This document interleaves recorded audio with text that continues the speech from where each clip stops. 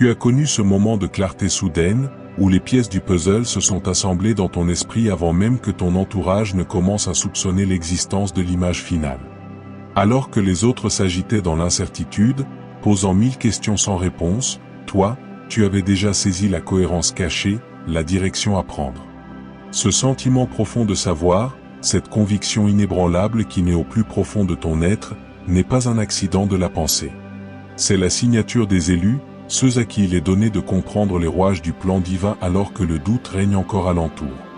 Cette compréhension précoce n'est pas là pour te donner un sentiment de supériorité, mais pour t'équiper, te préparer et te positionner comme un pilier lorsque les tempêtes du doute s'abattront sur les autres. Si tu te reconnais dans cette description, si tu as souvent l'impression de voir plusieurs coups d'avance sur le grand échiquier de ta vie ou même des événements plus larges, cette vidéo est ton sanctuaire. Nous allons décortiquer la nature de cette compréhension prophétique, apprendre à lui faire confiance, et découvrir comment l'utiliser pour bâtir une vie de foi solide comme le roc, capable de résister à toute panique extérieure. Prépare-toi à explorer les profondeurs de ton intuition stratégique donnée par le ciel. Abonnez-vous à la chaîne pour plus de révélations divines, appuyez sur le bouton like si cette vidéo vous touche, et laissez vos vœux en commentaire pour partager avec la communauté. La compréhension précoce du plan est une forme de sagesse téléchargée dans ton esprit, un aperçu des prochains chapitres avant qu'ils ne soient écrits dans le monde physique. Cette faculté dépasse la simple intuition, c'est une vision stratégique qui te permet de voir les causes et les effets, les pièges et les opportunités, bien en amont. Pour les élus, le temps n'est pas une ligne droite opaque, mais un tissu où certains fils de l'avenir sont déjà discernables à celui qui sait regarder avec les yeux de l'esprit. Cette capacité ne vient pas d'une intelligence supérieure au sens conventionnel, mais d'une connexion harmonieuse avec l'Esprit Saint, le grand architecte qui connaît le plan depuis le commencement. Il te révèle par fragments ce dont tu as besoin pour avancer dans ta mission. Cette révélation peut survenir pendant la prière, la méditation, ou même au milieu d'une activité banale, sous la forme d'une idée claire et complète qui résout soudainement un problème ou éclaire une situation confuse. Reconnaître ce don, c'est accepter une lourde responsabilité, celle d'agir sur cette connaissance avec foi, même quand rien dans le présent ne semble la confirmer. C'est apprendre à marcher dans l'invisible jusqu'à ce que l'invisible devienne visible pour tous. Ce processus forge une confiance absolue en la guidance divine et transforme ta vie en une aventure où tu n'es jamais pris au dépourvu, mais toujours préparé, toujours en position d'avance, comme un bon stratège inspiré par Dieu. Le doute collectif est souvent une réaction à l'incertitude et à la peur de l'inconnu. Lorsque les repères traditionnels vacillent, la majorité entre dans une phase de questionnement anxieux, parfois de panique. C'est dans ce bruit de fond que la compréhension de l'élu brille le plus. Ta clarté intérieure, acquise dans le silence de ta communion avec Dieu, te place en dehors de cette tempête émotionnelle. Tu n'es pas immunisé contre la peur, mais tu es ancré sur un roc plus solide que les émotions changeantes. Les autres peuvent interpréter ton calme et tes actions ciblées comme de la détachement ou même de l'insensibilité, alors qu'il s'agit en réalité d'une profonde paix et d'une assurance née de la révélation. Leur panique, mentionnée dans la miniature, est souvent une projection de leur propre insécurité face à quelqu'un qui semble ne pas avoir peur, qui semble savoir quelque chose qu'ils ignorent. Comprendre ce phénomène psychologique et spirituel te permet de répondre avec compassion plutôt qu'avec frustration. Tu peux être un phare de stabilité, sans pour autant mépriser ceux qui sont encore dans le brouillard. Ta mission n'est pas de les ridiculiser, mais, le moment venu, de leur tendre la main et de les guider vers la rive de la certitude que tu as déjà atteinte. Cette position demande une grande humilité, car le risque d'orgueil spirituel est réel lorsque l'on se sent en avance sur le chemin de la compréhension. Le plan divin que tu saisis n'est pas un scénario rigide et détaillé, mais plutôt une direction, une suite de principes et d'étapes clés qui laissent place à ton libre arbitre et à ta créativité. Dieu te révèle le quoi et le pourquoi, et souvent te laisse le soin de découvrir le comment, avec les talents et la raison qu'il t'a donnée. Cette compréhension peut concerner ton parcours personnel, ta vocation, les grandes décisions de ta vie, les relations à cultiver ou à laisser aller. Elle peut aussi avoir une dimension plus large, concernant des mouvements sociaux, des changements dans l'Église, ou des besoins spécifiques dans ta communauté. Dans tous les cas, elle te donne un avantage contextuel. Tu n'es pas appelé à tout comprendre du plan de Dieu pour le monde, mais à recevoir avec fidélité la part qui te revient, la part nécessaire à ton obéissance et à ton service. Méditer sur cette vérité empêche la surcharge mentale et l'anxiété de performance spirituelle. Tu n'as pas à tout savoir, seulement être fidèle à ce qui t'est montré, un pas après l'autre. Cette révélation progressive est une marque de respect de Dieu envers ton humanité. Il te guide comme un père guide son enfant, en lui montrant le chemin sans lui enlever la joie de la découverte et la responsabilité du choix. La préparation silencieuse est la phase qui suit la compréhension. Pendant que les autres doutent et débattent, toi, tu es déjà à l'œuvre. Cette œuvre peut être intérieure, affermir ton caractère, guérir tes blessures, étudier et acquérir des compétences dont tu pressens qu'elles seront nécessaires. Elle peut être extérieure, poser des fondations. Discrète, établir des connexions stratégiques, ou économiser des ressources. Cette période d'action tranquille et ciblée est cruciale. C'est elle qui te permettra, lorsque le moment de la manifestation publique arrivera, d'être prêt à agir avec efficacité et autorité, sans précipitation. Dans la Bible, Joseph a vécu cela, il a compris en rêve un plan de grandeur, puis a traversé des années de préparation cachée, esclavage, prison, où Dieu a affiné son caractère et ses compétences administratives avant la crise qui le propulserait au premier plan. Ta vie suit peut-être un schéma similaire. La phase où tu comprends sans pouvoir encore agir pleinement n'est pas une période d'attente passive, mais un chantier intense où Dieu te construit pour l'heure dite. Utilise ce temps avec sagesse.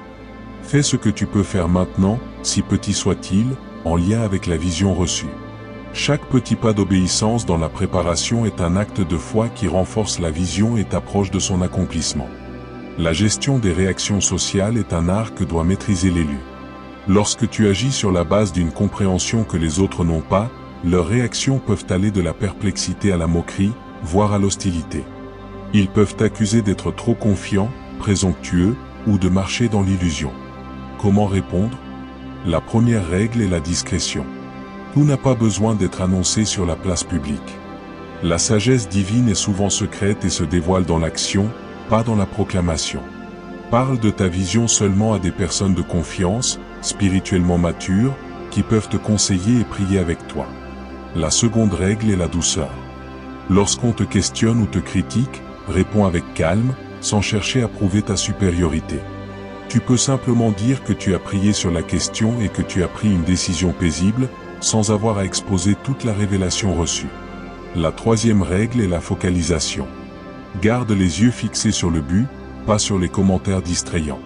L'approbation des autres n'est pas le carburant de ton obéissance, c'est la conviction intérieure donnée par Dieu qui doit te propulser. En maîtrisant ces principes, tu protèges ton cœur, tu préserves la pureté de la vision, et tu laisses à Dieu le soin de convaincre les autres en son temps, par les résultats et le fruit de ta vie. La confirmation divine suit toujours l'acte de foi. Après avoir reçu la compréhension et avoir commencé à agir en conséquence, Dieu, dans sa bonté, envoie souvent des confirmations. Ces confirmations ne sont pas destinées à créer la foi, mais à l'encourager sur le chemin. Elles peuvent prendre la forme de paroles prophétiques inattendues, de circonstances qui s'alignent miraculeusement, de portes qui s'ouvrent sans effort, ou de ressources qui apparaissent au bon moment. Ces signes ne sont pas le but, mais des panneaux indicateurs sur la route. Il est important de ne pas en devenir dépendant, la foi la plus pure marche même sans confirmation tangibles immédiates. Cependant, quand elles viennent, accueille-les avec gratitude et laisse-les renforcer ta persévérance. Note ces moments dans un journal. Ils constitueront un précieux recueil de témoignages pour les périodes futures de sécheresse ou de doute personnel. Ces confirmations servent aussi parfois à rallier d'autres personnes à la vision. Lorsqu'elles voient que tes pas sont appuyés par des coïncidences trop parfaites, certains commenceront à te faire confiance et à se joindre à toi. Ainsi, ta compréhension solitaire peut devenir le noyau d'une œuvre collective, toujours guidée par le plan initial que tu as perçu en premier. La différence entre présomption et révélation est une ligne fine que tout élu doit apprendre à discerner. La présomption vient de l'ego, de désirs personnels non sanctifiés, et se caractérise souvent par une impatience, un forcing des circonstances, et un manque de paix. La révélation divine, elle, apporte une conviction profonde accompagnée d'une paix qui dépasse l'entendement, même si le chemin semble risqué. Elle résiste à l'épreuve du temps et de la prière. Pour discerner, soumets toujours ta compréhension à l'épreuve des Écritures. Est-elle en accord avec le caractère de Dieu révélé dans la Bible? Est-ce que cela glorifie Dieu et sert le bien des autres? Ensuite, soumets-la à des conseillers spirituels mûrs. Enfin, observe les portes. Dieu ouvre-t-il des portes d'opportunité d'une manière qui confirme la direction, ou bien chaque porte semble-t-elle se fermer, t'invitant à la patience et à la réévaluation? Une véritable révélation divine survit à ces tests et s'affine à travers eux. Elle peut demander des ajustements dans les détails, mais le noyau central reste. Apprendre cette différence est un processus qui évite des déceptions amères et protège ton témoignage. Cela t'empêche de confondre tes propres brillantes idées avec la parole stratégique de Dieu, et te garde humble et dépendant de lui pour chaque étape. L'isolement stratégique est parfois une nécessité pour protéger la vision naissante. Il y a des moments où, parce que tu comprends un plan que les autres ne voient pas, tu dois te retirer temporairement du bruit des opinions pour permettre à la graine de la révélation de germer en toi sans être étouffée. Cet isolement n'est pas de la misanthropie, mais une sage protection. Jésus lui-même se retirait souvent dans des lieux déserts pour prier et se recentrer sur la volonté du Père, loin de la foule et même de ses disciples. Ce temps à part te permet de consolider ta conviction, d'entendre les ajustements que Dieu veut te communiquer et de puiser dans sa force. Il te permet aussi de laisser mûrir tes émotions, pour que lorsque tu ressortiras pour agir, tu le fasses avec la force calme et la clarté de celui qui a été au sommet de la montagne avec Dieu. Cet isolement stratégique peut être physique, une retraite, des moments de silence quotidien, ou simplement mental, choisir de ne pas participer à certains débats stériles, protéger ton espace informationnel. C'est un temps de chargement spirituel, où tu te remplis de la présence divine pour pouvoir ensuite rayonner et agir avec puissance, sans être drainé par le doute ambiant. L'importance de la communauté choisie augmente à mesure que ta compréhension se précise. Bien que l'isolement stratégique soit nécessaire, Dieu ne nous appelle pas à vivre en ermite. Il est crucial de t'entourer, même d'un petit nombre, de personnes qui partagent ta profondeur de foi, même si elles ne voient pas exactement la même chose que toi. Une bonne communauté ne te flattera pas aveuglément, mais elle ne t'étouffera pas non plus par son scepticisme chronique. Elle sera un lieu où tu peux partager tes impressions avec humilité, recevoir une correction si nécessaire, et être soutenu par la prière. Ces relations deviennent comme les piquets qui tiennent une tente, elles te stabilisent dans les vents forts du doute extérieur. Cherche activement ces connexions, que ce soit dans une église locale, un groupe de prière, ou même des relations en ligne ciblées. Sois aussi ce genre de personne pour les autres, un auditeur sage, un soutien fidèle. Dans cette communauté, ta compréhension précoce peut être un don pour le corps tout entier, les préparant subtilement à ce qui vient, sans que tu aies à jouer au prophète solitaire.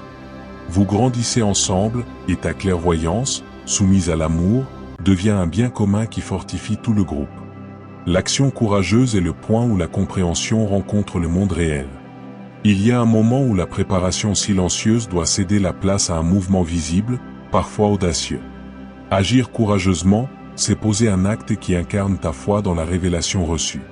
Cela peut être démissionner d'un poste pour en commencer un autre, lancer un projet créatif, investir dans un domaine particulier, prendre position sur un sujet délicat, ou simplement prononcer une parole de vérité au bon moment. Cet acte est souvent le déclencheur qui fait basculer la compréhension du domaine privé au domaine public. Il attire l'attention, voire la controverse, mais il est nécessaire pour que le plan avance. L'action courageuse n'est pas téméraire, elle est calculée par la foi. Elle est précédée par la prière, la préparation et la paix intérieure. Quand tu passes à l'acte, tu deviens un pont entre le monde invisible du plan divin et le monde visible de la manifestation. Cette action est un témoignage puissant, car elle démontre que ta foi n'est pas seulement intellectuelle, mais transformative. Elle oblige le monde à réagir, et c'est souvent à partir de cette réaction que la suite du plan se dévoile, confirmant la justesse de ton premier mouvement. La gestion du temps prophétique est une compétence clé. Tu peux comprendre un plan longtemps avant son heure de manifestation. Ce délai, appelé le temps prophétique, est souvent source de tension. Comment rester fidèle à une vision dont la réalisation semble toujours reportée? La clé est de vivre en temps kéro, tout en habitant le temps chrono. Le temps chrono est le temps linéaire, mesuré par les horloges. Le temps kéro est le moment opportun, le temps de Dieu, souvent imprévisible pour nous. Ta compréhension précoce t'inscrit dans la dynamique du kéro, mais tu dois vivre chaque jour dans le chrono avec patience. Pour cela, brise la vision globale en petites étapes pratiques réalisables dans le présent. Concentre-toi sur l'étape immédiate que Dieu te montre, sans t'inquiéter pour l'étape d'après qui reste dans le brouillard. Fais de chaque journée un acte d'obéissance dans la direction générale, sans exiger de voir la ligne d'arrivée. Cette façon de vivre te libère de l'anxiété du « quand » et te permet de goûter la joie du voyage avec Dieu.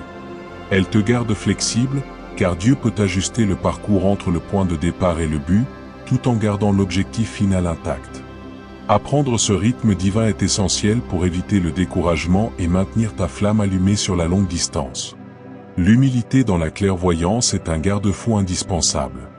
Le danger pour l'élu est de croire que sa compréhension précoce le rend intrinsèquement meilleur ou plus spirituel que les autres. C'est un piège subtil de l'orgueil. La véritable humilité spirituelle reconnaît que tout don, toute révélation, est une grâce imméritée. Elle se souvient que l'on peut comprendre un plan sans en être l'auteur, et que l'exécution réussie dépend toujours de la puissance de Dieu, pas de la nôtre. L'humilité se manifeste par la gratitude constante envers Dieu pour ses révélations, par le refus de mépriser ceux qui sont en retard dans la compréhension, et par la volonté d'apprendre même des personnes qui ne partagent pas ta vision. Elle t'empêche de devenir rigide et dogmatique, te gardant ouvert aux corrections et aux nuances que Dieu peut apporter en cours de route.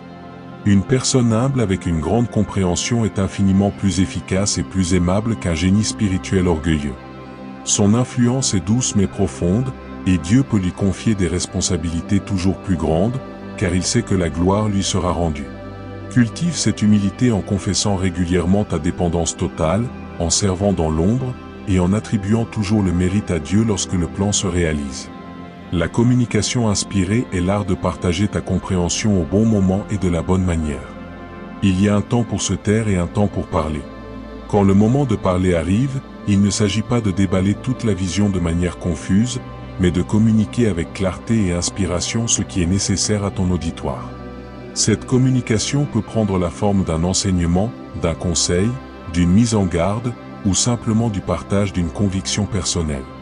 Elle est inspirée lorsqu'elle est portée par l'onction du Saint-Esprit, qui donne à tes paroles du poids et de la pertinence. Pour communiquer de manière inspirée, prépare ton cœur par la prière plus que tes notes par l'intellect. Demande à Dieu de te donner les mots qui toucheront les cœurs et les esprits.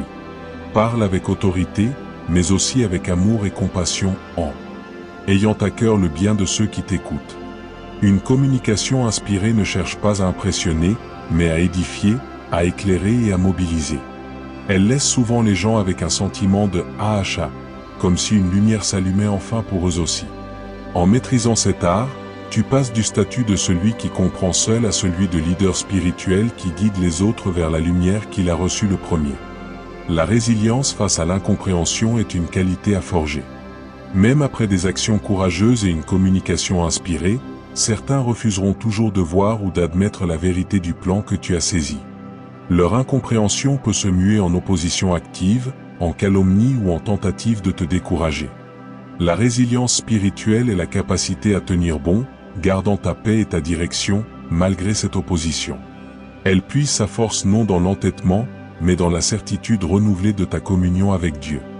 Pour la développer, rappelle-toi régulièrement de ton appel initial, revisite les confirmations passées, et plonge-toi dans les récits bibliques de personnages comme Néhémie ou Daniel, qui ont tenu bon face à l'opposition en s'appuyant sur Dieu. La résilience implique aussi de savoir quand ne pas gaspiller ton énergie dans des conflits inutiles. Parfois, la meilleure réponse à l'incompréhension est de continuer silencieusement ton travail, en laissant les résultats parler d'eux-mêmes avec le temps. Cette force tranquille finit par imposer le respect, car elle démontre une conviction qui ne dépend pas de l'approbation immédiate.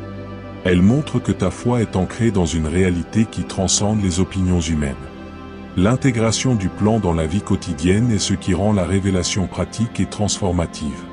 La compréhension du plan divin n'est pas une théorie ésotérique réservée aux grands moments, elle doit informer tes petites décisions de tous les jours. Comment dépenses-tu ton argent? Comment gères-tu ton temps? Comment traites-tu ta famille et tes collègues? La vision globale doit se traduire en micro-décisions alignées. Par exemple, si tu as compris que ta vocation est d'apporter de la guérison, cela peut se traduire aujourd'hui par un mot de réconfort à un collègue, une prière silencieuse pour un inconnu, ou le choix de suivre une formation dans ce domaine. Cette intégration fait de ta vie un tout cohérent, où il n'y a pas de séparation entre le spirituel et le pratique. Elle empêche la schizophrénie spirituelle où l'on a de grandes visions le dimanche, mais une vie désordonnée la semaine. En vivant ainsi, tu deviens un exemple vivant de ce que signifie marcher dans la compréhension divine. Ton quotidien devient un sanctuaire où le plan se déploie graduellement, et les autres peuvent observer la grâce et la sagesse qui découlent de ce mode de vie intégré. C'est le témoignage le plus puissant qui soit. La célébration des étapes intermédiaires est vitale pour le moral et la foi. Parce que la vision peut être à long terme, il est essentiel de reconnaître et de célébrer chaque petite victoire, chaque étape franchie, chaque confirmation reçue. Ces célébrations ne sont pas de l'autosatisfaction, mais des actes de gratitude envers Dieu qui te conduit. Elles ravivent la flamme de ton enthousiasme et te rappellent que le plan avance, même si le but final n'est pas encore en vue. Prends le temps de remercier Dieu pour une porte qui s'ouvre, pour une compétence nouvellement acquise, pour une connexion providentielle, pour une prière exaucée de manière inattendue. Partage ces joies avec ta communauté de soutien. Ces moments de fête spirituelle recadrent ton parcours, ce n'est pas une pénible ascension vers un sommet lointain, mais une série d'aventures gratifiantes avec Dieu, chacune portant son propre fruit. Cette attitude de gratitude et de célébration attire aussi la faveur divine, car Dieu aime celui qui donne avec joie, y compris la joie de la reconnaissance. Elle te garde léger et joyeux sur le chemin, et cette joie devient à son tour un témoignage contagieux pour ceux qui te voient avancer avec sérénité et reconnaissance au milieu des défis. Le rôle de l'adoration dans la clarification du plan est fondamental. L'adoration, ce temps où tu focalises toute ton attention sur la grandeur, la bonté et la souveraineté de Dieu, n'est pas une pause dans ton avancement stratégique. Elle en est le cœur battant. Dans l'adoration, tu rappelles à ton âme que c'est son plan, pas le tien, que c'est sa puissance, pas la tienne, qui l'accomplira. Cette perspective correcte dissout l'anxiété de performance et nettoie ta vision de tout ego. De plus, c'est souvent dans l'atmosphère de l'adoration pure que Dieu donne ses révélations les plus claires et les plus profondes. Lorsque tu es perdu dans son amour, ton esprit se détend, ton cœur s'ouvre, et tu deviens plus réceptif aux impressions subtiles de l'esprit.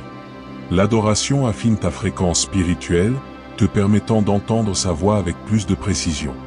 Fais de l'adoration une discipline quotidienne, pas seulement un prélude à tes demandes. Chante, loue, médite sur ses attributs. Tu découvriras que plus tu le glorifies pour qui il est, plus il te guide avec précision dans ce que tu dois faire. L'adoration transforme ta compréhension du plan d'un projet à gérer en un partenariat sacré avec le roi de l'univers. L'adaptabilité tactique est une marque de sagesse.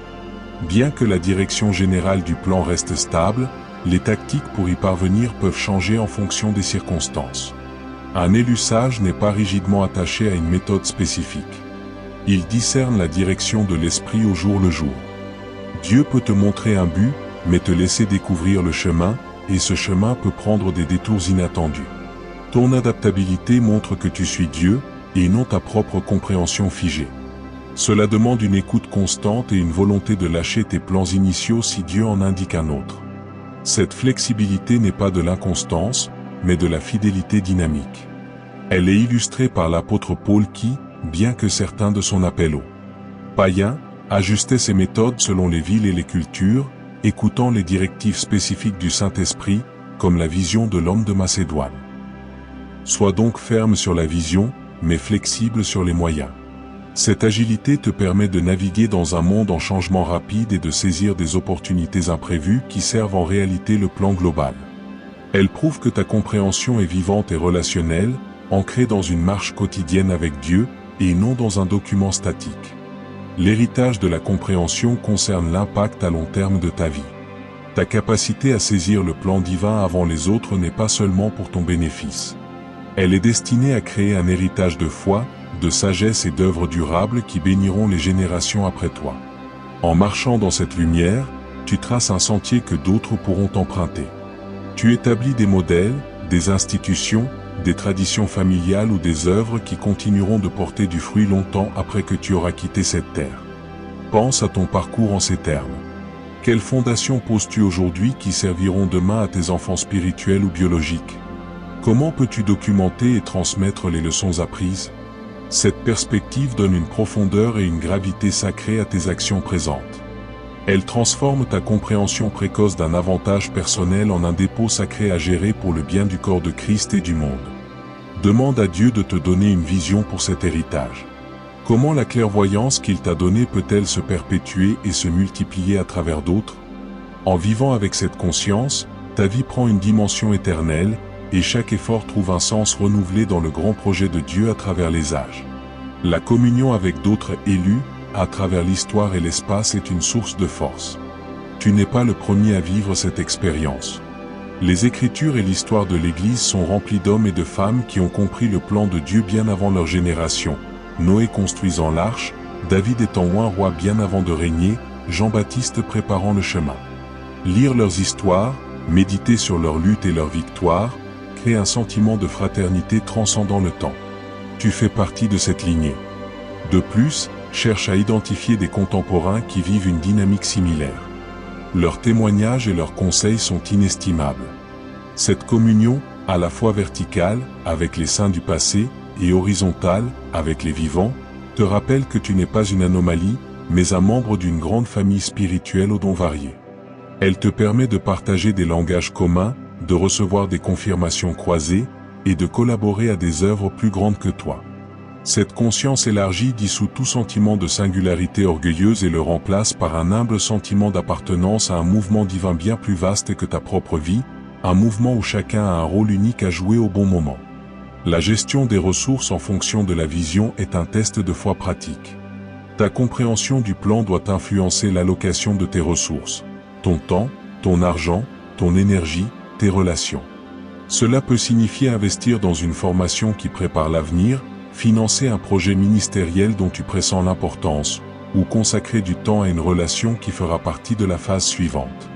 Ces décisions sont souvent incomprises par ceux qui ne voient pas la vision. Gérer tes ressources avec cette perspective à long terme demande une discipline et une confiance absolue que Dieu pourvoira à tes besoins présents même lorsque tu investis pour l'avenir qu'il t'a montré. C'est une application concrète de la parabole des talents. Dieu te donne des ressources et une vision, à toi de les faire fructifier avec sagesse et audace. Cette gestion proactive démontre que ta foi n'est pas passive. Elle prouve que tu crois réellement à la réalité du plan que tu as saisi, au point d'y engager tes biens les plus précieux. Et Dieu honore cette foi audacieuse en multipliant souvent les ressources et en ouvrant des portes surnaturelles de provision, confirmant ainsi que tu es sur la bonne voie. La paix comme boussole interne est ton indicateur le plus fiable. Au milieu de la complexité, des décisions et des pressions extérieures, la paix de Dieu qui surpasse toute intelligence doit régner dans ton cœur. Cette paix n'est pas l'absence de problèmes, mais la présence calme et assurée de Christ en toi. Elle sert de boussole.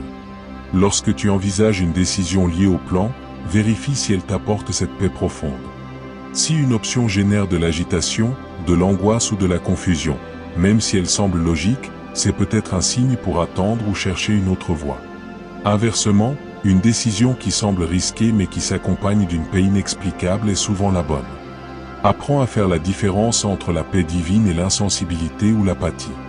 La paix divine est active, elle te donne la force d'avancer même dans l'inconnu. Cultive cette paix par la prière, la méditation de la parole et le fait de remettre tes soucis à Dieu. Plus tu seras familier avec le sentiment de sa paix, plus tu seras capable de naviguer avec assurance dans les eaux troubles du doute collectif, sachant que tu es guidé de l'intérieur par le prince de la paix lui-même. L'accomplissement progressif et la fidélité dans les petites choses sont la clé. Le plan majeur que tu as saisi se réalisera rarement d'un coup, dans un éclair spectaculaire. Le plus souvent, il advient progressivement, par une série d'étapes fidèlement franchies. La tentation est de négliger les petites responsabilités du présent en attendant la grande manifestation future.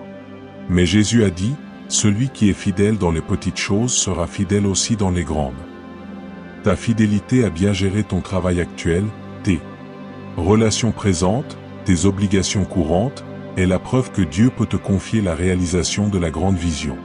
Ces petites choses sont l'entraînement, le terrain où ton caractère est forgé. Chaque petite tâche accomplie avec excellence et intégrité, chaque petite tentation surmontée, chaque petit acte de service désintéressé, construit la plateforme à partir de laquelle la grande vision pourra s'élancer. Ne méprise donc pas le jour des petits commencements. Embrasse-le. Fais de chaque journée une offrande d'excellence et de fidélité, en sachant que ces briques apparemment banales sont en réalité les pierres avec lesquelles Dieu construit le palais de son plan pour ta vie. La joie de la coopération divine est la récompense ultime. Tout au long de ce processus, le but n'est pas seulement de voir un plan se réaliser, mais de connaître la joie profonde de coopérer avec Dieu. C'est la relation qui est le trésor. Le sentiment de marcher côte à côte avec le Créateur, d'être son confident, son partenaire dans l'exécution de ses desseins bienveillants sur la terre, est une expérience incomparable. Cette joie est ton strength au milieu des défis. Elle rend le voyage aussi précieux que la destination. Quand tu regardes en arrière et que tu vois comment Dieu t'a conduit, t'a parlé, t'a corrigé et t'a utilisé, ton cœur est inondé d'une gratitude et d'un amour qui te pousse à continuer avec encore plus de foi. Cette joie est aussi contagieuse, elle attire les autres vers cette relation vivante avec Dieu. Ta vie devient alors non seulement une démonstration de clairvoyance stratégique, mais un hymne vivant à la bonté et à la fidélité de Dieu. Tu deviens une preuve que faire confiance à Dieu et suivre ses plans, même lorsqu'ils sont incompris, est la voie la plus sage, la plus sûre et finalement la plus joyeuse qui soit. C'est la vie abondante promise, une vie où tu n'es plus une victime des circonstances, mais un acteur conscient et joyeux dans le grand récit que Dieu écrit à travers toi. Nous avons parcouru un territoire immense, celui de l'esprit stratégique donné par Dieu. Tu sais maintenant que cette compréhension précoce qui te distingue n'est pas un fardeau d'isolement, mais un outil puissant d'avance et de service. Tu as appris à la distinguer de la présomption, à la nourrir dans le silence et l'adoration, à la protéger avec discrétion et humilité, et à la mettre en œuvre avec un courage paisible. Tu as vu l'importance de la communauté, de la gestion du temps divin, et de la célébration des étapes. Tu es équipé pour transformer ce savoir d'avance, en une vie de foi audacieuse et efficace, un pilier dans le doute des autres. Rappelle-toi, la panique autour de toi n'est que le signe d'une transition, et tu as été placé là précisément pour être un agent de paix et de direction au milieu de cette tempête. Ta clairvoyance est un don pour le corps tout entier. Maintenant, permets-moi de prier pour toi et pour notre communauté. Père Céleste, source de toute sagesse et de tout plan parfait, je t'élève ton nom pour chaque personne qui écoute ces mots. Merci pour le don de compréhension que tu déposes en tes enfants. Je te prie aujourd'hui, fortifie leur foi.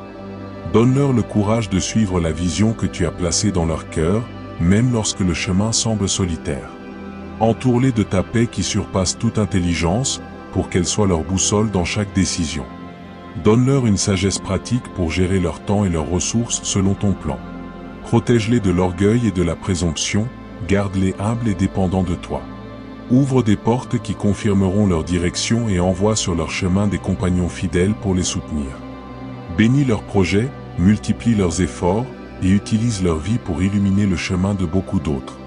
Qu'ils expérimentent la joie profonde de la coopération divine et voient ton plan merveilleux se déployer sous leurs yeux, pour ta gloire. Au nom de Jésus, Amen. Et maintenant, c'est à vous de jouer, chers élus, si cette vidéo a parlé à votre esprit et fortifié votre cœur.